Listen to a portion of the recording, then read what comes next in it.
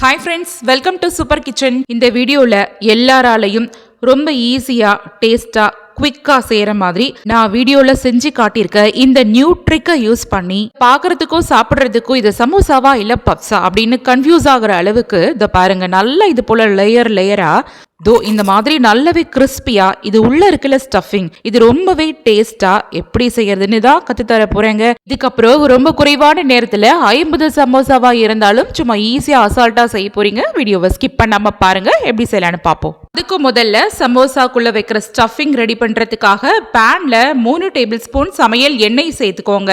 எண்ணெய் சூடானதுக்கு அப்புறமா இதுல ஒரு பெரிய வெங்காயத்தை நைஸா நறுக்கி சேர்த்துட்டு மிதமான தீயில நல்லா கண்ணாடி பதம் வர அளவுக்கு இது போல வதக்கி விடுங்க. அடுத்ததா இதுல இப்போ 1 டேபிள் ஸ்பூன் அளவுக்கு இஞ்சி பூண்டு விழுது சேர்த்துட்டு இதுல இருக்கிற பச்சை வாசனை போற அளவுக்கு இது போல நல்லா மணமா வதக்கிட்டு ஒரு பெரிய சைஸ் அளவுடைய தக்காளிய நல்லா நைஸா நறுக்கி சேர்த்துட்டு கூடவே 1 டீஸ்பூன் உப்பு சேர்த்துட்டு இதுல சேர்த்திருக்கக்கூடிய தக்காளி நல்லா வதங்கி தொக்கு பதத்துக்கு வர அளவுக்கு இது போல வதக்கிடுங்க. அதுக்கப்புறமா ஒரு மீடியம் சைஸ் கேரட்டை நல்லா பொடுசா நறுக்கி சேர்த்துக்கலாம். 4 இருந்து 5 பீன்ஸ் அதையும் இது போல நறுக்கிட்டு சேர்த்துக்கோங்க.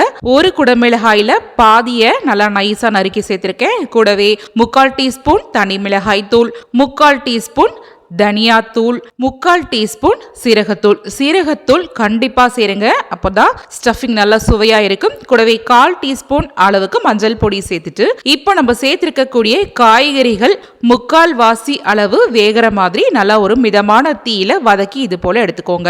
அடுத்ததா இப்போ இது கூட ஒரு பெரிய சைஸ் அளவுடைய உருளைக்கிழங்க ஆல்ரெடி நான் தண்ணீர்ல போட்டு நல்லா வேக வச்சுட்டு தோல்களை நீக்கி ஒன்னும் பாதியமா மசிச்சு எடுத்து வச்சிருந்தேன். அதை இப்போ இதுல சேர்த்துட்டு நல்லா இது போல ஈவனா மிக்ஸ் பண்ணி விடுங்க.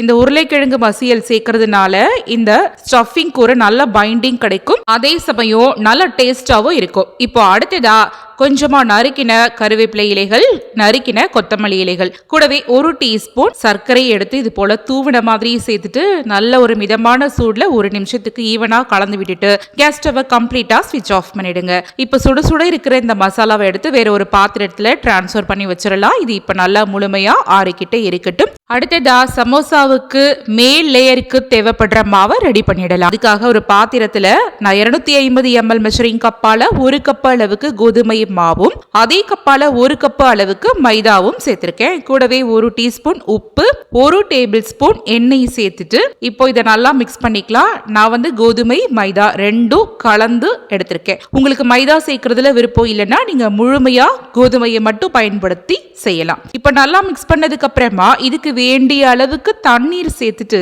இப்போ இதை நல்லா ஒரு சப்பாத்தி மாவு பதத்துக்கு இது போல கையில ஒட்டாம, அதாவது பிசு பிசுன்னு ஒட்டாத அளவுக்கு சரியான அளவுல தண்ணீர் சேர்த்துட்டு இது மாதிரி பிசைஞ்சு எடுத்துக்கோங்க.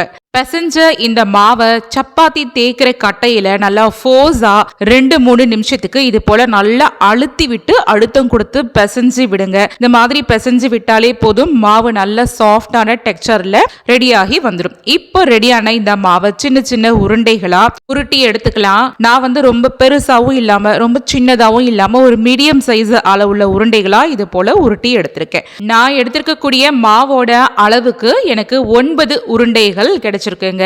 பாத்தீங்கன்னா இந்த மாவு உருண்டைகளை நம்ம ட்ரையா காய் விடாம நல்லா ஈரப்பதம் இருக்கும் போதே இதை இப்ப நம்ம சப்பாத்தி மாதிரி நல்லா நைஸா தேய்ச்சி எடுத்துக்கலாம். சப்பாத்தி கட்டையில கொஞ்சமா கோதுமை மாவோ இல்ல மைதா மாவையோ இது போல தூவி டஸ்ட் பண்ணிட்டு ரெடி பண்ணி வச்சிருந்த இந்த மாவு உருண்டையை எடுத்துட்டு சப்பாத்திக்கு திரட்டுற மாதிரி நல்லா நைஸா ரவுண்டான ஷேப்புக்கு திரட்டி எடுத்துக்கோங்க.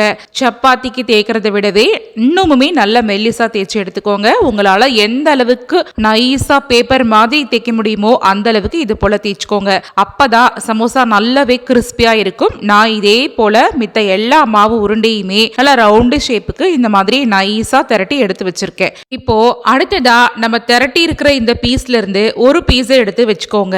இதுக்கும் மேல நீங்க சமையலுக்கு பயன்படுத்துற எண்ணெய இது போல நல்லா கம்ப்ளீட்டா பிரஷ் பண்ணி விட்டுருங்க. அடுத்ததா இந்த பீஸ்க்கும் மேல இன்னொரு பீஸை எடுத்து மூடின மாதிரி ஒண்ணு மேல ஒண்ணு வச்சுட்டு இந்த பீஸ்க்கும் மேல மறுபடியும் எண்ணெயை போட்டு நல்லா இது போல பூசி விடுங்க. அதுக்கப்புறம் இன்னொரு பீஸ் எடுத்துட்டு இது மேல வச்சுட்டு மறுபடியும் இது மேல எண்ணெயால நல்லா இது போல பிரஷ் பண்ணி விடுங்க. நான் கிட்டத்தட்ட 3 பீசஸ் எடுத்துட்டு ஒண்ணு மேல ஒண்ணு வச்சு எண்ணெயால இந்த மாதிரி பிரஷ் பண்ணி விட்டுருக்கேன். அடுத்ததா ஒரு பிஸா கட்டரால இந்த சைட்ல உள்ள 2 கார்னரை மட்டும் ஈவனா கட் பண்ணி எடுத்துருங்க. இது நம்ம ரஃபா கூட பொரிச்சு சாப்பிட்டுக்கலாம். அடுத்ததா சென்டர் போர்ஷனை இது போல ஈக்குவலா கட் பண்ணி எடுத்துக்கோங்க.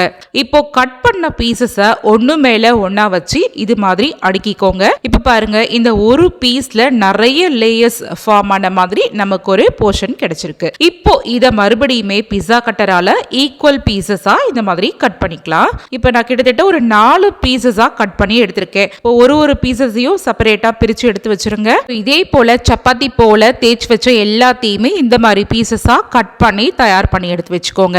இப்போ கட் பண்ண இந்த ஒரு பீஸை எடுத்து நம்ம மைதா மாவுல லைட்டா டஸ்ட் பண்ணிட்டு இதை இப்போ ஸ்கொயர் ஷேப்புக்கு இந்த மாதிரி திரட்டி எடுத்துக்கோங்க. பாருங்க, திரட்டி முடிச்சதுக்கு அப்புறம் இந்த கார்னர்ஸ்ல பாருங்க நிறைய லேயர்ஸ் நமக்கு பார்க்கும் போதே ஃபார்ம் ஆகி இருக்கிறது தெரியும். இப்போ இதுக்கும் சென்டரா நம்ம ரெடி பண்ணி வச்சிருந்த ஸ்டஃபிங் எடுத்து உள்ள வச்சுட்டு நான் ஆல்ரெடி தண்ணீர்ல கொஞ்சமா மைதாவை சேர்த்து நல்லா கம்மு மாதிரி மிக்ஸ் பண்ணி எடுத்து வச்சிருந்தேன். அந்த கலவையை எடுத்துட்டு இந்த ஆப்போசிட்ல இருக்கிற 2 கார்னர்ஸ்ல மட்டும் இது போல பிரஷ் பண்ணி அப்ளை பண்ணி விட்டுருங்க. அடுத்ததா இந்த ஆப்போசிட் கார்னரை எடுத்து ஜஸ்ட் இதை அப்படியே ஃபோல்டு பண்ணிட்டு இந்த கார்னர்ஸை மட்டும் நல்லா டைட்டா சீல் பண்ணி விடுங்க. உள்ள இருக்கிற ஸ்டஃபிங் வெளியில வராத அளவுக்கு நல்லா டைட்டா பிரஸ் பண்ணி விடுங்க. இப்ப பாருங்க, ஒரு அழகான ஷேப்ல நமக்கு சமோசா போல கிடைச்சிருச்சுங்க. இதே மாதிரி பாக்கி மீதமா இருக்கிற எல்லா மாவையுமே இது போல ஃப்ரை பண்றதுக்கு சமோசா மாதிரி ரெடி பண்ணி எடுத்து வச்சிருக்கேன். இது அப்படியே இருக்கட்டும். அடுத்ததா பேன்ல பொரிக்கிறதுக்கு தேவையான எண்ணெயை சேர்த்து சூடுபடுத்திக்கலாம். எண்ணெய் நல்லா சூடானதுக்கு அப்புறமா நீங்க ரெடி பண்ணி வச்சிருக்க இந்த பீசஸ்ல இருந்து 2-3 எடுத்து சூடா இருக்கிற எண்ணெயில சேர்த்துட்டு பொரிச்சு எடுத்துக்கோங்க. ஒரு சைடு நல்லா வெந்துட்டு கோல்டன் கலர் வந்ததுக்கு அப்புறமா இதை அப்படியே பிரட்டி விடுங்க.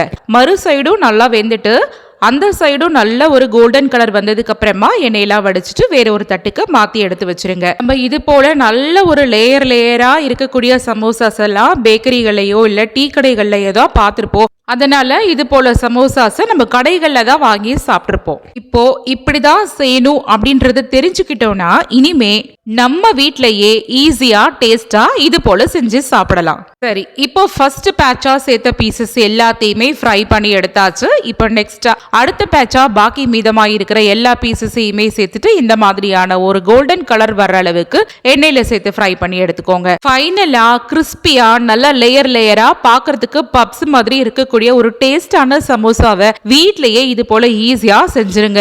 இந்த சமோசாவை ஈவினிங் டைம்ல டீ காஃபி கூட கெட்சப்ல டிப் பண்ணி சாப்பிட்டோன்னு வச்சுக்கோங்களேன், அவ்வளவு சூப்பரான டேஸ்ட்ல இருக்கும் ஃப்ரெண்ட்ஸ். ஸோ இதே போல நீங்களும் உங்க வீட்டில் கண்டிப்பா ட்ரை பண்ணி பாருங்க. ஓகே ஃப்ரெண்ட்ஸ், இந்த ரெசிபி வீடியோ உங்களுக்கு பிடிச்சிருந்ததுன்னா இந்த வீடியோவை உங்க ஃபேமிலி அண்ட் ஃப்ரெண்ட்ஸ் சர்க்கிள் கூட நிறைய ஷேர் பண்ணிக்கோங்க. அப்படியே மறக்காமல் சூப்பர் கிச்சன் சேனலையும் சப்ஸ்கிரைப் பண்ணிக்கோங்க. தேங்க்ஸ் ஃபார் வாட்சிங்.